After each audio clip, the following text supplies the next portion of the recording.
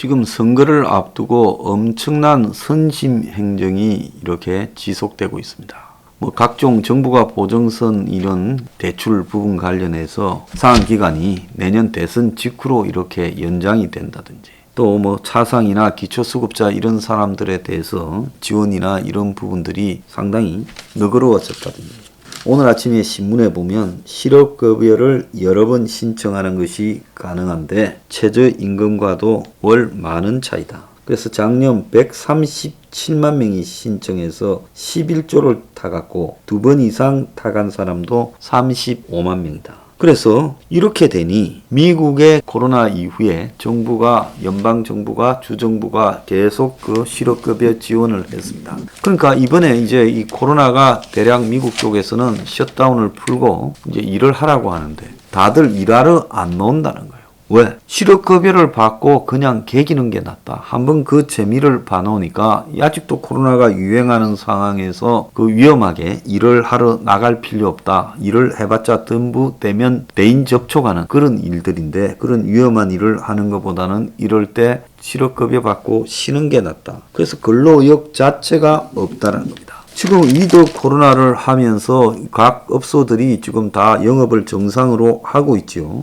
그러니까 그동안 줄였던 이 종업원들을 다시 고용을 하려고 하는데 구인난에 빠졌다는 거예요. 직원 못 구해서 사장이 서빙을 하고 설거지를 한다. 식당, 호텔, 예식장 손님 넣는데 일할 사람 없어 초비상이다. 자영업자들이 일손이 부족해 쏘가리를 하고 있고, 코로나 타격 제일 심했던 여행사들은 구인 공고를 47% 늘렸는데 인력난에 빠져 있고, 일부 구직자들은 돌아갈 생각 없이 월 180만 원의 실업급여를 받거나 유튜버 방송을 하거나 이런 일을 하고 있다는 거예요. 대신 늘어나는 것은 일하고 싶을 때 일하는 배달 기사 같은 배달맨들은 1년 새 3배가 늘어서 22만에서 66만 명이 됐다는 거예요. 그래서 깅노동자라고 하는 이런 일을 하는 사람들이 시간에 구애받지 않고 원할 때 일할 수 있는 게 장점이라고 이런 일에 내몰리고 있다는 겁니다.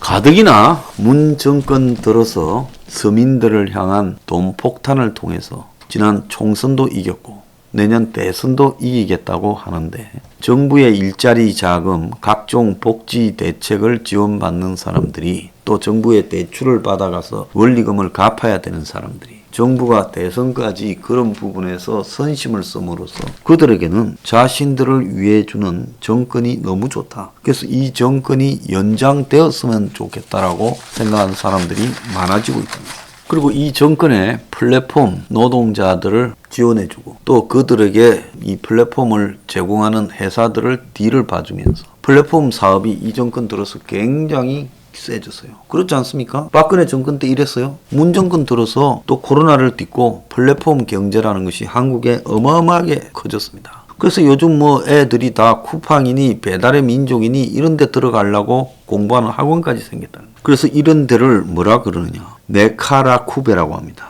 네이버, 카카오, 라인, 쿠팡, 배달의 민족. 그래서 6개월간 이런 데 들어가기 위해서 딱 이 6개 회사에 들어가기 위해서 경쟁을 하고 있다는 겁니다. 딱 여기에 들어가기 위한 학원 입시반이 있다는 거예요. 그래서 이 5개 회사 네카라쿠베 입시 학원까지 생겨서 거기에서 지금 집중적으로 지원해주는 그런 과정까지도 생겼다는 거예요. 그리고 입사하고 나면 연봉을 일부 기부하는 부분도 있고요. 그래서 이 나라가 참으로 지금 잘못되는 상황으로 계속 가고 있다는 겁니다. 아까 제가 이야기했지만 가계부채가 1845조를 기록하고 있고, 그래서 주택매매 전세대출 수요가 지속되고 있습니다. 자, 정부가 또 대선을 앞두고 집단대출, 은행의 집단대출까지 풀어줬어요. 그래서 아파트 같은데 통으로 이 대출 받을 수 있게 해주는 것을 풀어주면서 다시 부채가 폭증하고 있습니다. 이들은 생각이 있겠죠. 아무리 빨라도 다음 정권에서 터지지 우리 정권에서는 안 터질 수 있다. 그러니까 대선 전에 쓸 수 있는 선심은 다 쓰라. 지금 그렇게 가고 있는 겁니다. 자, 이렇게 대선 전에 모든 선심을 쓰고 있는 나라에서 하나 잘 안 되는 게 있어요. 이 코스피 주식이 하락을 하고 있어요. 삼천선이 겨우 회복되다가 또 무너지고 또 무너지는 일이 반복되고 있습니다. 심지어 이 정권은 코인 관련해서도 이 코인 회사들을 갖다가 양지로 끌어낸다면서 이걸 갖다가 또 설 느슨하게 풀어주면서 전부 사업을 지속하도록 봐줬어요. 그래서 최근에도 보니까 서울 도심에서 이 코인 피해자들이 집회를 하고 해도 이런 이야기들이 하나도 보도되지 않고 있습니다. 그래서 정권이 굉장히 자신들을 위한 폭탄은 이렇게 숨기고 또 선심 정책을 하고 있어요. 자, 오늘 보면 꽉 막혔던 가계대출 숨통이라고 해서 국민은행이 시세대로 잔금 대출을 갖다가 허용해준다. 하나은행 농협도 주택담보대출을 재개했다라고 보도가 나오고 있습니다. 또 손실보상을 못 받은 숙박업소나 결혼식장에 1% 금리로 대출해준다.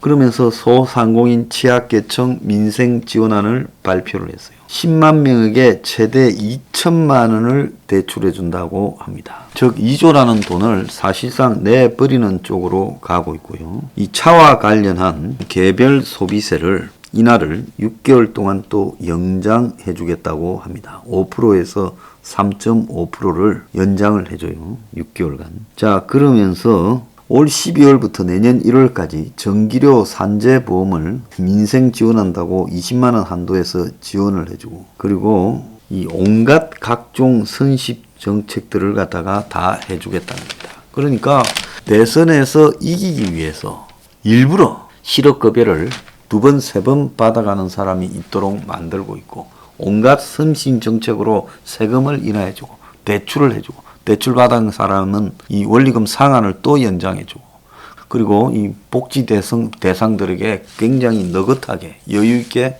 그들을 지원해주고, 그리고 뭐 일자리 각종 사업을 강화하고 이러면서 내년 대선까지 정권, 즉 여권이 그들의 친구라고 이 서민들에게 다가가고 있습니다.